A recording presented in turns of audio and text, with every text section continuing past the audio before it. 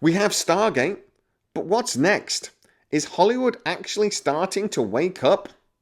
Welcome to Tech Impulse Podcast, your place for sci-fi news, rumour and debate. Our tachyon pulse has been unable to completely penetrate the anomaly. So over the last 2 years, really, Hollywood has been a bit sort of frozen. There was this massive contraction. There were the LA fires. There was a cost of living crisis. The end of the streaming wars. Fallout from COVID. The entertainment industry has just been battered left and right. And it did mean that an awful lot of projects that were either promised, even in development, were just cancelled. We've seen a massive delay in Stargate, partly because of what we're talking about here, but also partly because of Jennifer Salke. But there's been a huge delay there. We've seen with the Orville that there's been a huge delay. Scott Grimes was talking about this going into production 12 months ago. It was supposed to start filming in January, but we still have nothing. There were 2 Battlestar Galactica projects, and both have been cancelled. I think the movie hasn't officially been cancelled, actually, but effectively it's gone into development hell. And there's one other project, Babylon 5, that also never really got cancelled. It just never got going. So, is Stargate the start of the floodgates opening?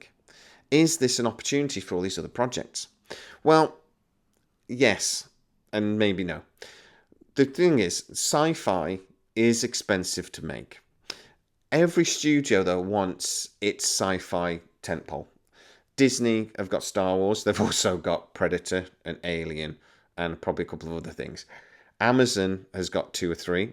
Apple has got Murderbot, which is sort of a comedic sci-fi show, but they've also got Foundation, they've also got Invasion, and they've also got that new thing that was done by the guys with Breaking Bad, who I haven't seen yet. But they love a bit of sci-fi over at Apple. But generally speaking, Amazon doesn't particularly. They've got a few fantasy things, but they don't really have their own big sci-fi tentpole project. So they wanted Stargate. It's the sleeping giant to sci-fi, which is something we've been talking about for 4 years, and it is awoken. It looks like we're getting lots of projects, and that will be their Star Trek. Talking about Star Trek, Paramount has Star Trek, and they want a fresh start because they desperately want something new. Oh, Disney's got Star Wars as well, by the way. That's a little sci-fi show. I don't know if you've ever heard of it. It's more actually supposed to be space fantasy. But yeah, if you haven't seen it, check it out. It's quite good. So all of the studios want their big sci-fi projects, but they're expensive. The thing is, Warner Brothers with Babylon 5 would love to get that going. It'll never be sort of on the scale of Star Trek, Stargate, Star Wars, that little sci-fi show and thing I mentioned a while ago. There are a couple of movies as well, so you could check them out as well. But it is a project that they know they would quite like to get onto. Obviously, Warner Brothers has other things in the sci-fi and fantasy, etc. genre, but they are trying to sort of get things going again during their sale. I don't think Babylon 5 will happen while the sale is sort of still up in the air.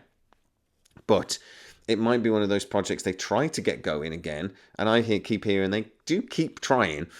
It's simply because it's one of those things that when a studio goes up for sale, it's actually things that are in production actually add value. Because it's like any business. If you're selling a product, it makes your business more valuable. So they are trying to get stuff up and running. There's no surprise that they're rushing headfirst into Harry Potter. They know that's going to be a big thing for them over the next 5 to 10 years. And again, it helps their resale value. So Babylon 5 might be part of that, but it's probably going to be something later. Universal with Battlestar Galactica.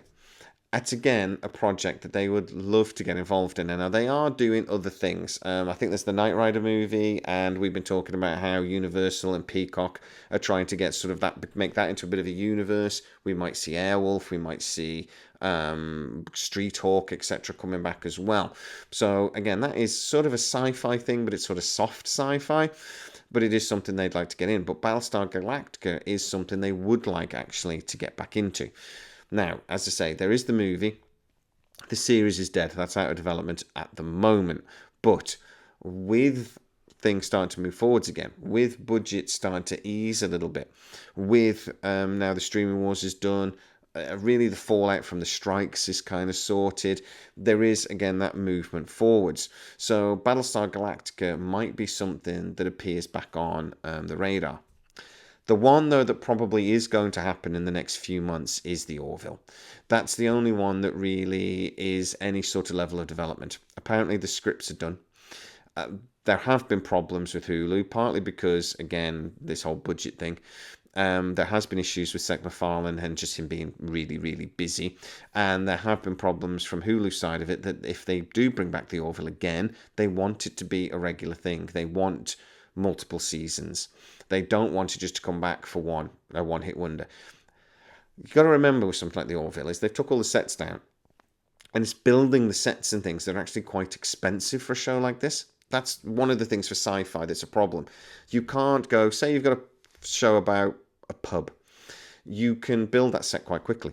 But if you've got a show that is on a space station or a spaceship, you've got to build quite elaborate sets. You then, if you want to go anywhere in that spaceship, have to build sets for wherever you're going. It's also harder to sort of do sort of on-location stuff because you have to dress it up and make it look like the future. So all of this stuff is quite expensive, but all of that expense tends to be at the start of a show, and then they spread it out over the seasons.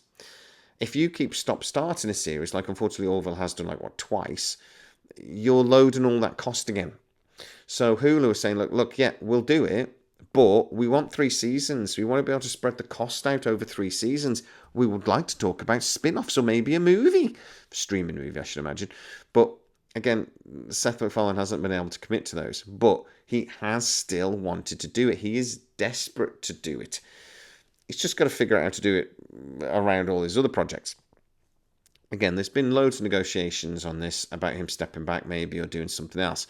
But I think now we're getting to the position where it's more likely. Studio space is starting to become available again. Obviously, California had a big problem. No studio space was particularly destroyed during the fires, but in California particularly, a lot of the auxiliary businesses around it were damaged, like lighting companies and all these sorts of things. And just the fact that people moved out because their houses are burned down. It did really affect the economy, but it has sort of rebuilt now. It is sort of back up and running. So again, there's that capacity there that maybe wasn't there about 12 months ago. It does seem that out of all of these projects, it does seem like the Orville is probably the one that's actually closest to being greenlit at the moment. I've been hearing Babylon 5. J. Michael Straczynski has moved to the UK. He still talks about Babylon 5 and how it's a possibility. I don't know how he's going to do it from the UK, but he could. It could be filmed here. You don't know. We've got better actors. We just do. But a lot of stuff is produced in the UK to a very high standard, so it could be produced here. But I have heard rumours actually that Babylon 5 could be produced without him, that it would be a fresh start. I think what they're doing with Stargate at the moment shows actually that's a terrible idea, but it's at the very least been considered. Internal pitches have happened, sort of thing, with Babylon 5 to try and figure out how to move forwards with it. All of these properties, though, are shows and movies, etc., that still make money for their studios. Babylon 5 does. They put it on HBO recently. It smashed it. They've put it on a couple of other streaming providers around the world, and it always gets really good views. So they know there's the interest. Battlestar Galactica. The Ronald D. Moore version of that is still talked about as one of the most interesting sci-fi projects we've done for the last 20 years. So there is still interest there. It still gets good views. And the Orville is still talked about. Seth MacFarlane is still incredibly popular. So, yeah. One or all of these shows are going to come back at some point, and hopefully Stargate is just the opening of that floodwater, and we can start getting some really interesting, decent budget sci-fi projects going again, because we haven't really had many over the last couple of years. But guys, get into the comments, tell me what you think. Is this a sign that things for us sci-fi fans are going good again? Could this be the beginning of something beautiful? A new golden age of sci-fi, actually, I think is a possibility. Sci-fi that doesn't have ridiculous budgets, because us sci-fi fans don't actually need that. We never have done. Sensible budgets, more episodes, more interesting stories. Could that be around the corner? You get into the comments and tell me exactly what you think. If you are new to the channel, don't forget to like, subscribe with the bell notification. It really helps us out and you'll never miss any of our new videos. Also, you can become a member of the channel and get to see a lot of these videos before everybody else. Go check it out. As always, please stay safe, and I'll see you next time. Our tachyon pulse has been unable to completely penetrate the anomaly.